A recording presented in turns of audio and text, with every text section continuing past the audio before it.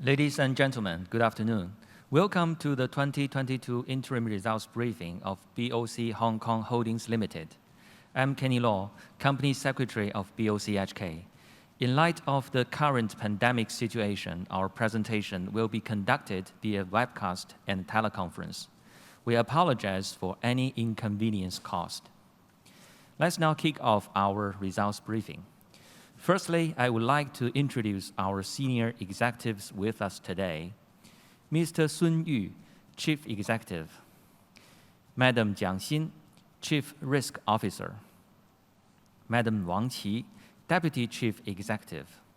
Mr. Yuan Shu, Deputy Chief Executive. Mr. Zhong Xiangqun, Chief Operating Officer.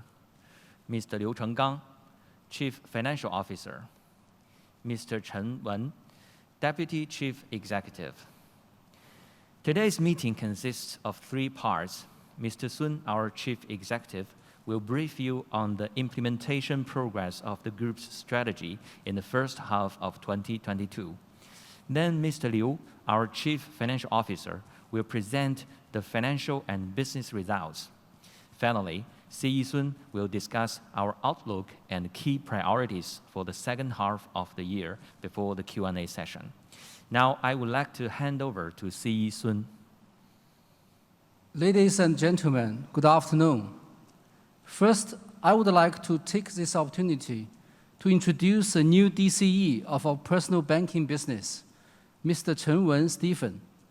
Stephen has been with Bank of China Hong Kong for more than 30 years and has abundant professional experience. Before serving as a general manager of our personal banking and wealth management department, Stephen worked in various pivotal positions in our front, middle, and the back offices and accumulated rich professional experience. We warmly welcome him to the management team with the confidence that under his leadership, our personal banking business will make further progress in its reform and achieve greater results. Now let's turn to the strategic review for the first half. Since the start of the year, the banking environment has become more complex amid unprecedented financial market instability. During the period, Bank of China Hong Kong coped with market volatility, upheld risk bottom line, and capitalized on business opportunities. We achieved favorable results with core business outperforming the market and restored to earning growth. Profit after tax for the first half was 14.4 billion Hong Kong dollar, up 6.1% year-on-year. ROE improved by 42 basis points to 8.84%. Our major financial and risk indicators remained sound. We continued to strengthen our integrated service capabilities in Hong Kong core market and cemented our traditional competitive advantages in residential mortgage, syndicated loan, IPO receiving bank, and cash pooling businesses. Amid a challenging market environment, we promoted high-end customer brands and built a brand new youth customer brand. Our private wealth and BOC Wealth Management grew their customer bases by 10% and 7% respectively. We strengthened the marketing and service innovation for our full product line.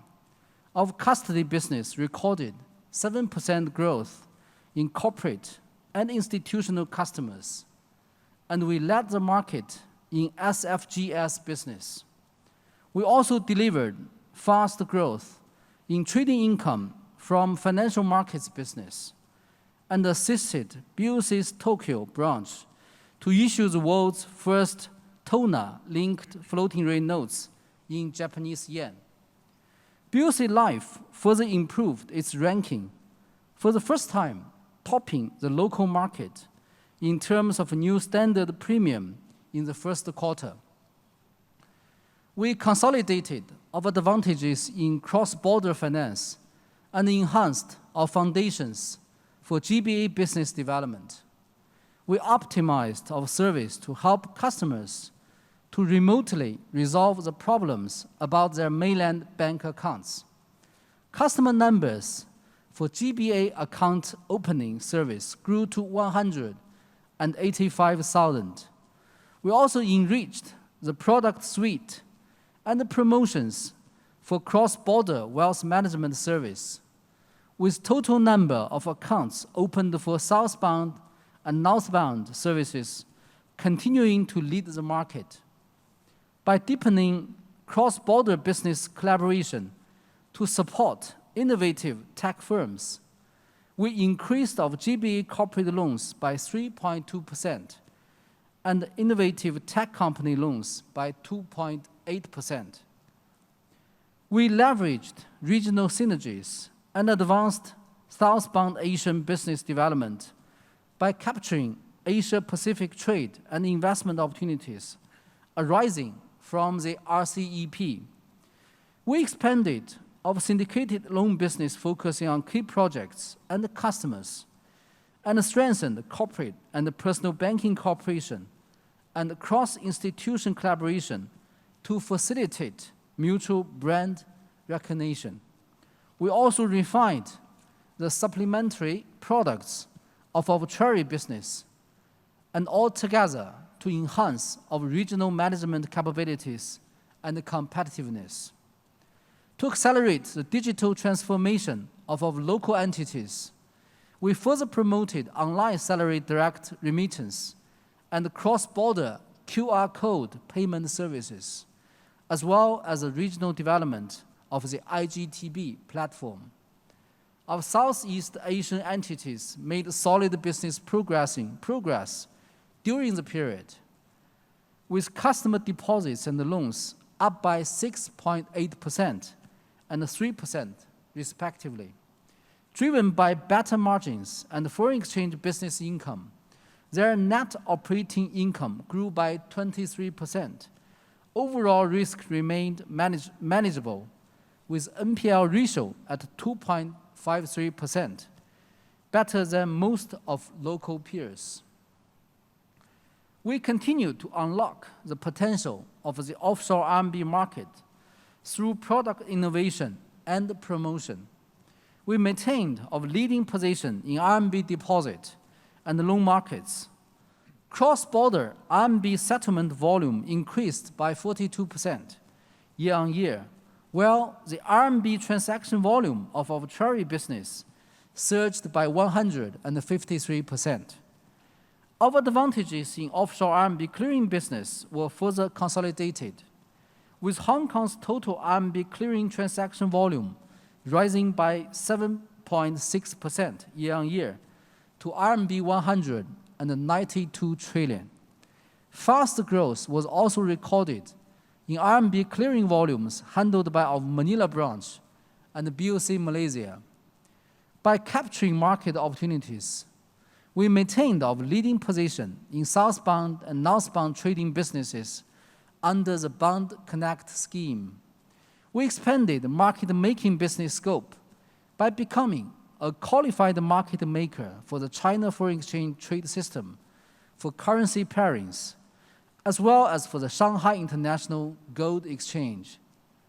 We consolidated our tech foundations and promoted digitalization driven by data, AI, and ecosystem development. Our online service capabilities were further enhanced. E-channels accounted for 88% of total transaction volumes, while the number of active mobile banking users increased by 6%. Levy Bank further diversified its products and services after obtaining an insurance agency license and by launching the innovative Levy Flexi Loan. We proactively developed open banking and e-payment services. Peak daily usage of our open APIs increased by 2.9 times year-on-year, and the number of BOC Pay customers grew by 9%. We launched the BOC HK Bill Merchant Loan Program, which makes use of BOC bill transaction data to simplify the loan application process for SMEs. We accelerated the development and application of smart technology to promote smart operations, smart risk control, and smart office. We successfully held the activities such as BOC HK Challenge and BOC HK in a Week to nurture a culture of innovation.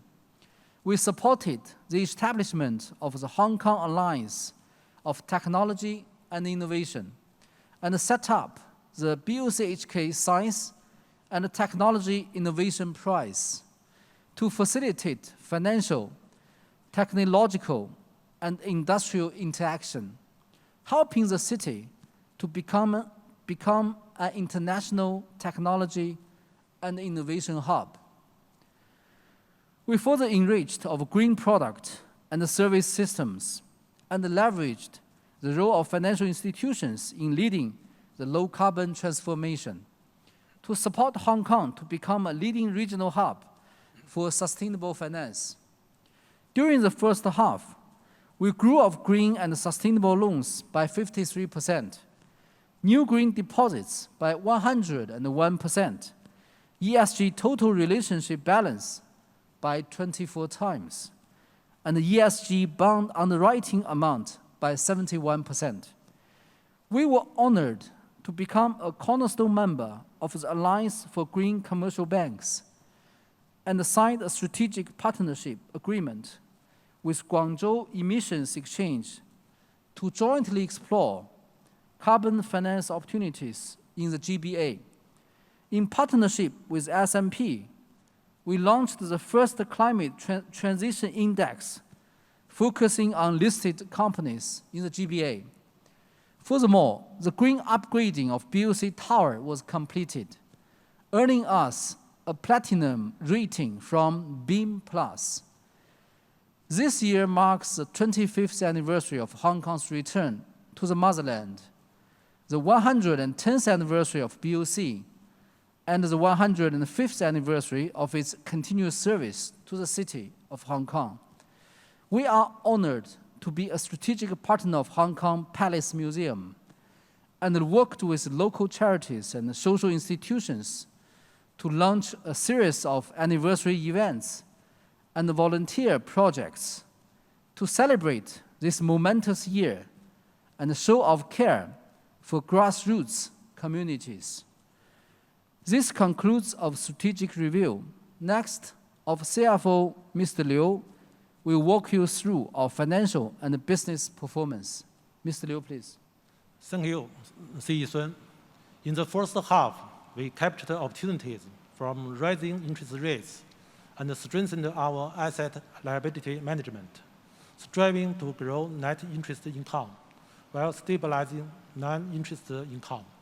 We strictly controlled expenses and stabilized asset quality.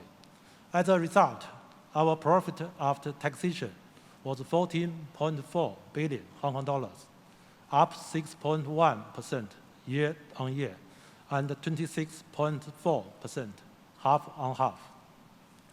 We deepened business engagement with institutional and large corporate clients and consolidate mid to high-end customer base.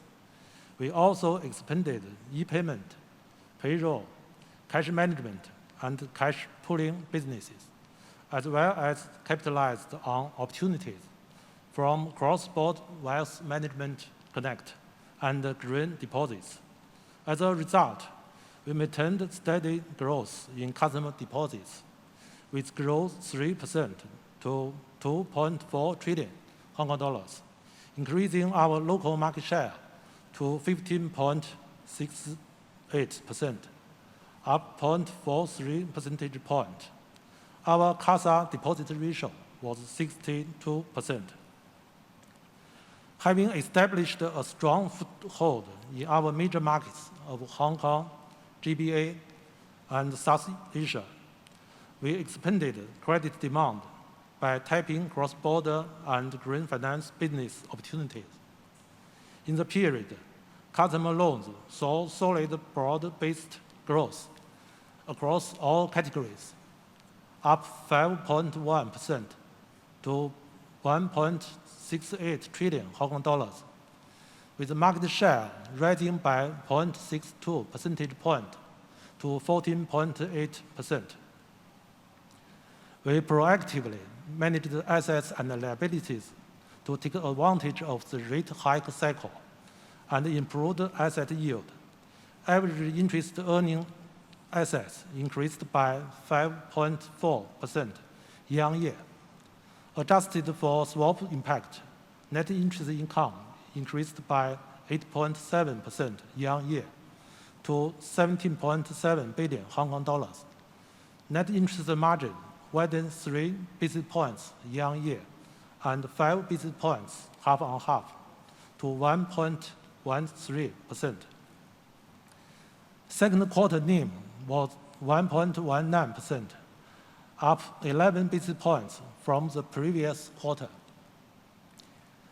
Due to the impact of the pandemic, subdued capital market activity, and weak commercial and retail markets in the first half, coupled with the high base effect in the same period of last year, net fee income fell 22.7% year-on-year to 5.1 billion Hong Kong dollars, a slight drop of 1.4% half-on-half.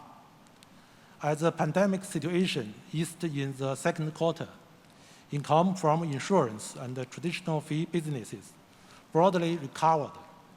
In particular, fee income from insurance, currency exchange, bills commissions, credit cards, and trust and custody rebounded by various degrees, ranging from 20% to 5% from the previous quarter. We further stepped up cost management efforts while ensuring sufficient resources for strategic projects. We optimized resource allocation, pursue low-carbon operations, refined our cost base, and aligned expense growth with income growth so as to improve efficiency. Operating expenses were largely steady, up 3.2% year-on-year. Cost-to-income ratio improved by 1.53 percentage points to 28.7%, outperforming local peers. In the first half, the increased economic downturn pressure presented challenges to some industries. We insisted on prudent risk management and strengthened our risk management foundations. We adopted strict low classification and maintained sufficient impairment allowances. Asset quality remained solid, with NPL ratio at 0.46%, up 0.19 percentage point from the end of the last year, outperforming the local market. Credit cost was 0.21%, up 6 basis points year-on-year. Total loan impairment allowances accounted for 0.67% of total customer loans, up 5 basis points, with further strengthened capability to withstand potential risks. Benefiting from profit growth and stringent RWA control, our CET1 ratio and total capital ratio increased by 0.43 and 0.44 percentage points to 17.73% and 21.88%, respectively. We prudently managed liquidity in a dynamic manner, with average LCR and NSFR standing at 159% and 127%, respectively. This concludes our results review. CE Sun will now share the group's perspectives and priorities for the second half. Thank you, Mr. Liu.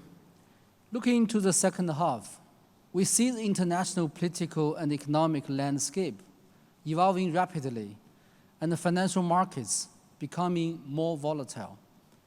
At the same time, major central banks are tightening their monetary policies, and global stagnation risk is emerging.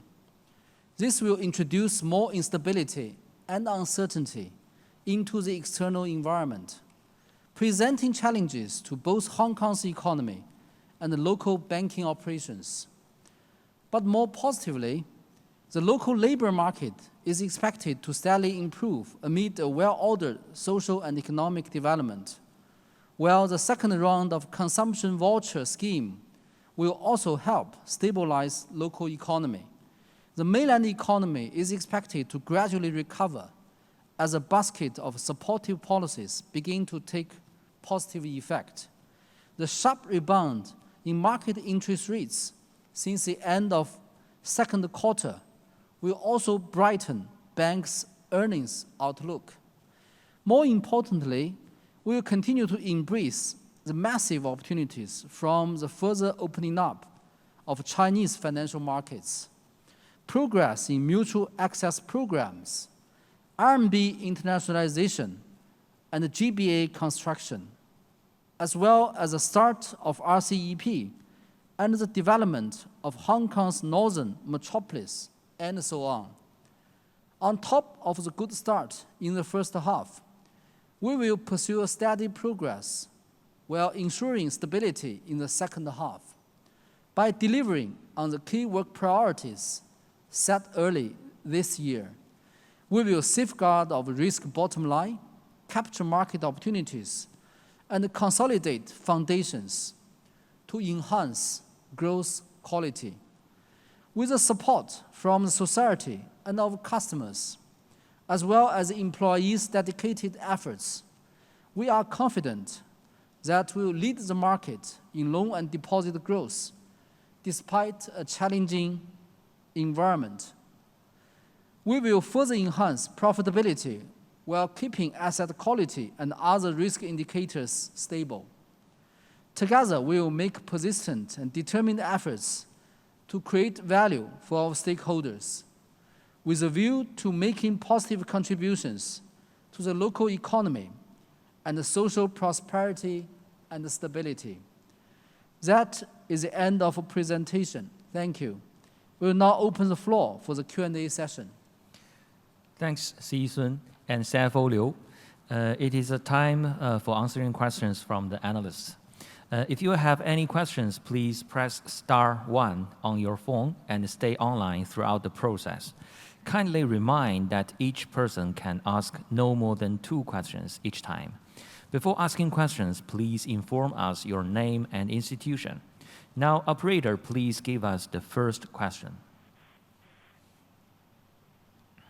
第一个提问是来自 JP Morgan. From JP Morgan. Greetings. Thank you for this opportunity to ask questions, and congratulations on a very good interim results. I have 2 questions, basically. The first question about NIM outlook. At present, for the third quarter compared to the first half, do we see a continued improvement? And in that, is there a swap effect? If we look at the profit and loss statement, is it that we should think that for the next period of time, the rate rise in the second half of the year or the third quarter will still be reflected in the P&L through swaps effect? Or do you think that for NIM, there will be a even better improvement in the coming period? And next on fees. Fees income. Quarter to quarter, fees income has come down.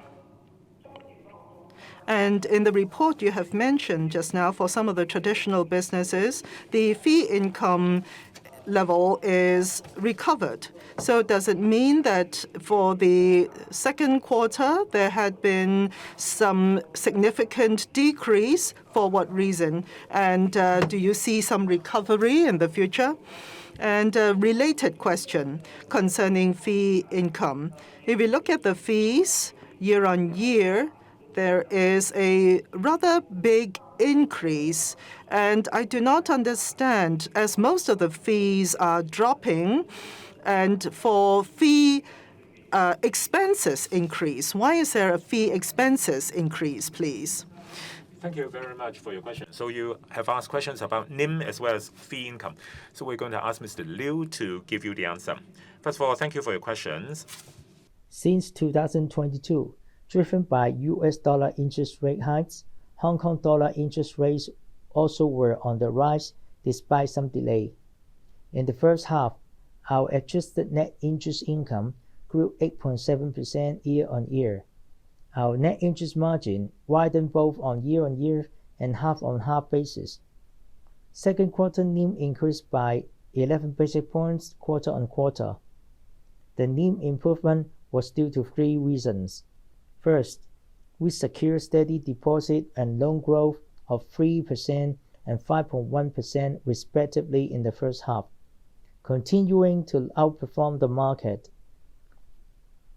Affected by the interest rate hikes, though time deposit migration occurred and drove down our CASA ratio. The magnitude of the fall was in line with the market, and our CASA ratio remained at a level of 62%. Second, our asset returns were higher with improvement seen both in customer loan and investment yields. Third, we dynamically manage funding costs by duly extending the tenors of liabilities in the early stage of interest rate cycle. Our Hong Kong dollar composite rate remained better than the market average level. Last Friday, the Federal Reserve Chairman gave out hawkish signals which induced high interest rate rise expectation. Under Hong Kong's linked exchange rate system, Hong Kong dollar aggregate balance in the interbank market continued to shrink, while Hong Kong dollar interest rate rose. In the second half, we will continue to monitor the changes in the market environment and adhere to our asset and liability management principles, targeting business stability and income growth while optimizing KPIs and controlling risk to cope with opportunities and challenges stemming from interest rate hikes. Regarding liability management, we will continue to stabilize CASA deposit base and increase personal deposit mix. On the asset side, we will dynamically manage the mix and enhance bond investment yield while ensuring liquidity and maintaining steady loan base. We will ensure that our loan pricing can reasonably reflect market conditions and interest rate hike expectation. Multiple measures will be taken to ensure steady growth of net interest income and NIM. Regarding the impact of foreign currency swap, our reported NIM was 0.99% in the first half, and the adjusted NIM was 1.13%. As we operate in a multi-currency market, aside from Hong Kong dollar business, we are also a renminbi clearing bank while having a substantial position in the US dollar. Therefore, we need to manage the liquidity across different currencies and align currency and tenor mixes. By using foreign currency swap, we can redeploy excess funds in certain currency into other types of currency which have broader use. In the first half, we generated swap income through swapping among renminbi, Hong Kong dollar, US dollar, and Japanese yen, which led to a higher adjusted NIM compared with the reported NIM. Since we had a stronger growth in swap income compared with the same period of last year, it explains why there is a bigger gap between the two. As swap income and net interest income are booked in different lines in our profit and loss statement. Therefore, when we analyze swap income movements, we shall always look at these two lines together. Since the income generated from the Hong Kong dollar or US dollar Japanese yen swap has become smaller, in the second half, we will increase the deployment of the original currency types and expand loan-to-deposit spread, which means the swap income could be reduced. Overall speaking, our NIM trend is determined by a number of factors such as interest rate trends, adjustment of prime rate, loan and deposit pricings, as well as the changes in our asset and liability mix. In the first half, banks in Hong Kong were facing severe challenges in their fee income businesses, which came from two areas.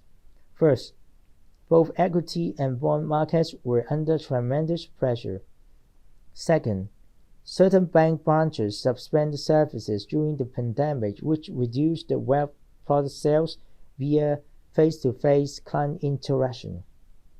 During the period, the average daily turnover of Hong Kong stock market decreased by 26.5% year-on-year, and the retail sales value also dropped. Facing this challenging market environment, we continue to consolidate our foundations by enhancing segmentation of wealth customers and optimizing our customer base.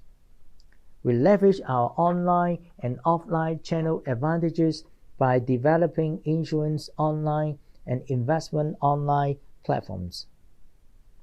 Capitalizing on the opportunities from cross-boundary wealth management connect and RMB businesses, we satisfy the diverse customer needs for investment and wealth management services. At the same time, we enhance our integrated service capability and vigorously expand bond underwriting and trust and custody services. By business types, income from investment and insurance-related businesses fell by 34% year-on-year, and loan commissions and income from non-credit traditional business decreased slightly by 1.3% and 3.2% respectively. Net fee income showed signs of recovery in the second quarter as we took advantage of an easing pandemic situation and relaxation of social distancing rules, and stepped up business expansion, with fee income from credit card business, bills commission, payment, trust and custody services, currency exchange broadly rebounding, while insurance fee income strongly grew by 20%. In the second half, given the sluggish investment market and weak market demand for borrowing, we continue to see headwind in our fee income growth. We will continue to enhance our integrated service, financial service capability, and expand sources of fee income, striving to narrow the magnitude of year-on-year decline of net fee income and outperform the market. Thank you.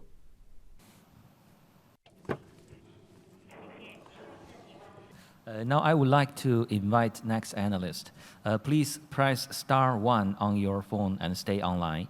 Next question, please.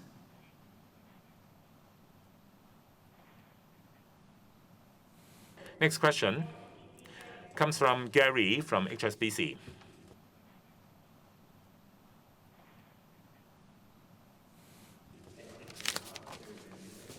Thank you for this opportunity to ask questions. So concerning the performance, if you look at first half of 2018 till now, it seems that this particular quarter has been the fastest growing. So can you let us know the following? Concerning the June NIM, compared to April's NIM, and also the situation in July, what is the difference? And it seems that the interest rate movements in the market is very, very rapid. And so can you let us know the NIM difference and also the NIM comparison between these different months? And when you are using more and more swaps, does it mean that the Hong Kong dollar interest rate will be locked at a higher level at an early stage? So the benefits from Hong Kong interest rate staying high, will you be able to reap them? Second question has to do with asset quality. So concerning this particular quarter, concerning provision, so your provision mainly is targeting mainland China's real estate market or Southeast Asian market, so which is causing the major moves in provision. And if you look at our breakdowns, if you look at the situation last year compared to that, now it seems that there's been a major drop. And so concerning the NPL formation, now is it that in the first half the pressure is going to come down? Thank you for your questions. Yes, Mr. Liu will answer the question on NIM, and on the asset quality, our risk person in charge, Madam, will answer that question, Madam Jiang. Well, thank you very much for the question. They were very accurate observations. First of all, the banking industry in this rate rise environment, there is an increase in NIM. And in the first half, as I've mentioned before, compared to the same period last year and for the first quarter, it is on a rising trend. As for month-on-month, this trend is also present. As for disclosure reasons, I can only talk about June, and the NIM is 1.22, and it is higher than our half-year rate. As for US dollar and Hong Kong dollars, the interest rate continues to rise. The NIM will further improve, as far as I can see. Just now, you mentioned the swap effect. For swap, it is to resolve the problem of mismatching of assets and capital. As you know, in zero-rate interest situation, we have swapped some of the currencies into other currencies. But as we do so for the swaps, whether it's for the tenure or the investment tenure, they are matched. The tenure for swaps is limited within 1 year. So for profit and loss impact, it is fully reflected in the 1 year. And also for US dollar and Hong Kong dollar interest rate, they continue to rise. And therefore, it has opened up some space. And we have a strategy of lowering our swap scale, and for our P&L, that would be reflected as well. So the second half of the year for swaps, its impact on our income, the scale of that will be on the decrease. Thank you. Yes, I will answer your other question concerning provisions and asset quality. You can see from our first half provisions, the actual numbers at different stages. They are in the first stage and third stage, provisions had risen. Second stage had decreased. Overall speaking, for the first half, the cost is 0.12%, which is 6 basis points higher than year-on-year. There are 3 reasons for this rise. One, in the first quarter, we have considered the macroeconomic situation, which is worse off, and therefore we have adjusted the parameters, and therefore we have increased the provisions. And also the credit loans granting had also increased, and there had been more provisions. And also, as you pointed out, we in certain sectors, for example, mainland real estates, certain customers, and also Southeast Asian exposure, because of COVID situation, there have been some policy changes, such as government helping the economy policies, and that had also increased our stage 3 provisions. And as of the end of June, our provisions is 0.67%, and this is sufficient. For full year asset quality, in the first half, the figures It's already been reported in the interim report. In the first half, our NPL is 0.46%, which is 19 basis points from end of last year. And this rise already reflects the mainland real estate customers' downward adjustment and Southeast Asian customers' new credit rating, as I've mentioned just now. So our portfolio does not contain any systemic risks. It is controllable, the risks, and we are confident that we will outperform the market in our NPL level. If anyone online wants to ask a question, please press *1 on your phone and stay online. Next question, please. Thank you. Our next question comes from Gurpreet Saha from Goldman Sachs. Please go ahead, sir. Thank you for taking my question. So the first question is regarding slide 33. If I can ask again, the mainland property companies, thank you for the disclosure here. So how much of this 102 billion is either NPL or special mentioned? That's the first question. And second question is regarding net interest margin. So thanks for sharing the June number. Can we check that in July, the net interest margin in the month of July also kept on moving higher? Thank you very much. Please, my colleagues translate. 他是高盛的分析员，他有2个问题。第一个问题就是在我们的这个介绍里边讲到，我们内地的房地产的那个敞口有1229亿的这个敞口里边，当中有多少是已经是不良，有多少是关注内的贷款？另外第二个问题呢，他想确认一下，就是在我们7月份的 NIM 的情况，是不是还是继续走高的这种趋势？ Regarding the Chinese real estate market, we are going to ask Mrs. Xun to answer the question. We always attach great importance to the asset quality of our mainland property customers and have been adopting a business principle of prudent assessment, strict control, and only dealing with the best developers. The majority of our property customers are leading real estate enterprises based in the Greater Bay Area and Tier 1 and Tier 2 coastal cities with a nationwide presence and relatively stable financial health. As at the end of June, our total loans to Chinese commercial real estate developers was 102.9 billion Hong Kong dollars, down 2.7% from the end of last year, accounting for 6.12% of the group's customer loans. Specifically, 78% of them were state-owned enterprise loans and 22% were private enterprise loans. Based on the definition of 3 red lines, green line loans accounted for 81%, yellow line loans were 19%, and investment-grade customer loans were 71%.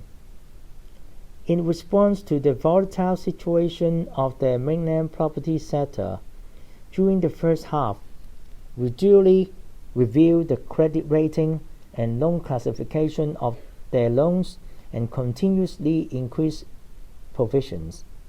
Of those loans, the non-performing portion was amounted to 3.6 billion Hong Kong dollars, while special mention loans were 820 million Hong Kong dollars, which accounted for a limited portion of the relevant loan exposure. As to our net interest margin performance, on one hand, the market interest rates, in particular Hong Kong dollar interest rates, have been rising since June. At the same time, our sensitivity to Hong Kong dollar interest rate was positive as reported in our last annual report. Therefore, an increase in Hong Kong dollar interest rate will be positive to us. On the other hand, Our net interest margin in the first half improved on both year-on-year and half-on-half basis, and therefore, as long as the market interest rates continue the uptrend, our net interest margin will be more likely to expand. As explained earlier, net interest margin changes are subject to the impact of many factors, including tenor mixes, asset liability structure, deposit pricing, prime-based asset and liability structure. We will proactively manage our asset and liability and at the same time strive to increase our NIM and net interest income. Who want to ask questions, please star one, press star one on your phone and stay online. Next question, please.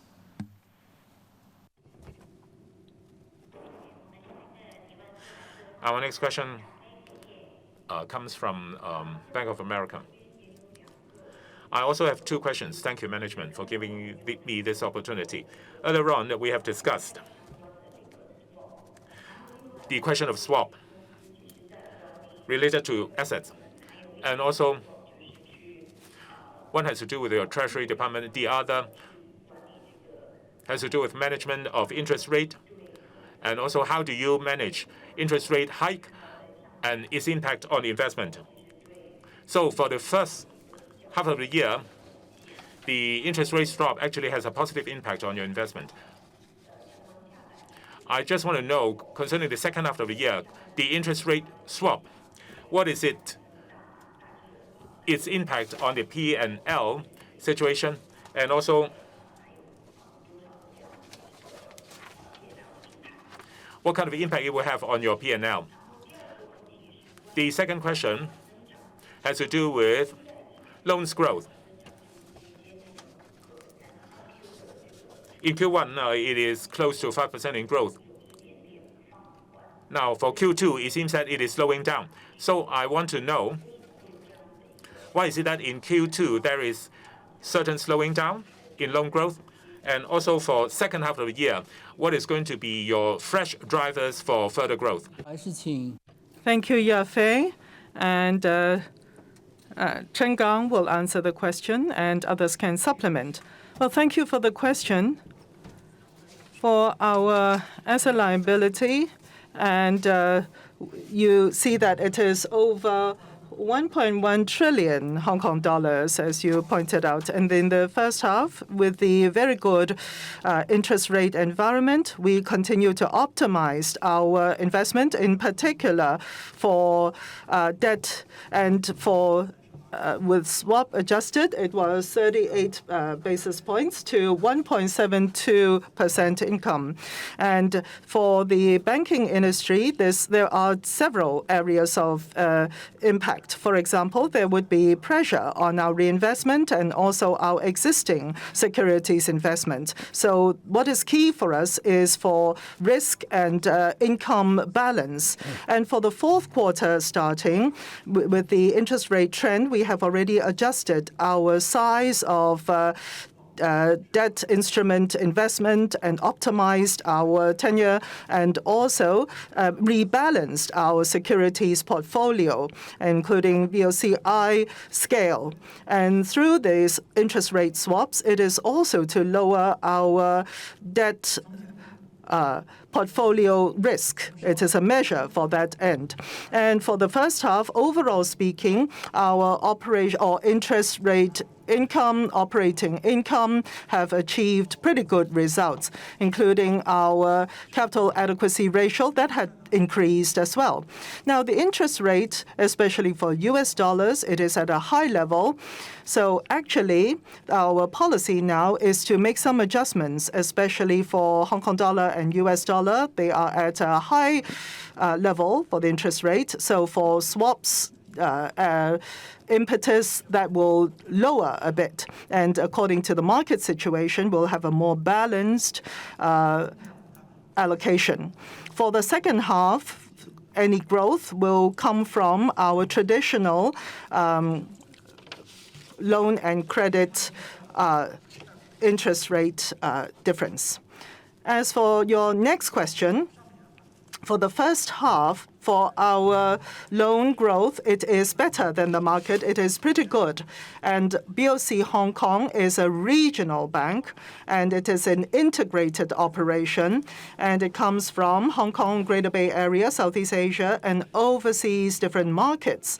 And there is a balanced development for all. And in the first half, it was 8.2 million, and the increase was 5.1%, outperforming the market, and then it was 14.8% for new growth loan. And these are more resilient, large-scale clients and individual housing mortgage loans. And the quality, as far as we can see, is good. And as for the second half of the year, as you have mentioned just now, the economic situation will be challenging still. Overall speaking, we have an optimistic outlook. Mainland economy will continue to recover, and Hong Kong COVID, after it's been managed, the government had come up with different policies to stoke the market. And with the RCEP implementation in Southeast Asia, we will also have more growth. So overall speaking, we will be using the RCEP, GBA, Northern Metropolis, green economy, and RMB internationalization opportunities to forge a multi-sector, multi-pronged growth. And also we will strengthen our risk management securities and to attain our main business dynamics. So we think that going forward, it will be a single-digit growth, and it will continue to outperform the market. More than 100 participants online, but due to the time limit, I would like to offer the last two opportunities. Next question, please.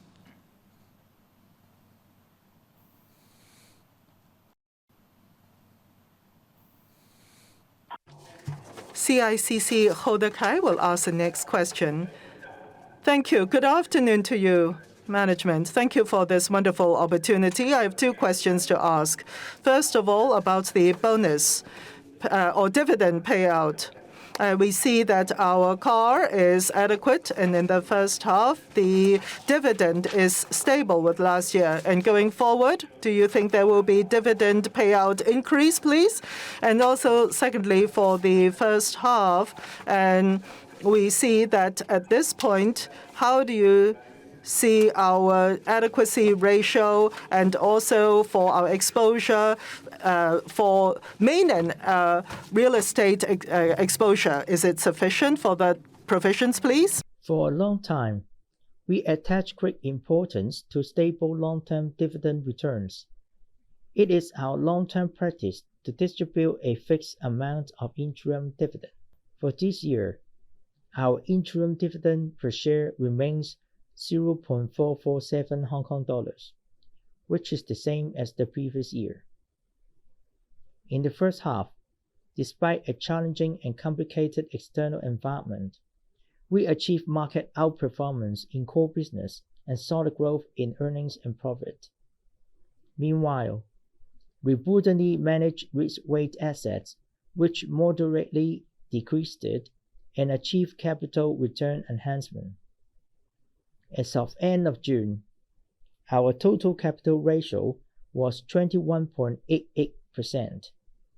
Amid a volatile financial market, we continue to maintain our capital at a sufficient level and effectively increase our capability to withstand risk. In the future, we will continue to enhance our capital management and earnings growth, which is expected to help increase our capital position and maintain it at a sufficient level, therefore providing assurance for us to provide a steady shareholder return. Bank of China Hong Kong has always been adopting a prudent dividend policy. For the full year of 2022, the dividend payout ratio will remain between 40 to 60%. We will strive to increase shareholder returns and sensibly determine full-year dividend payout after balancing shareholders' expectations, regulatory advice, changes in the external operating environment, our profitability, and long-term development.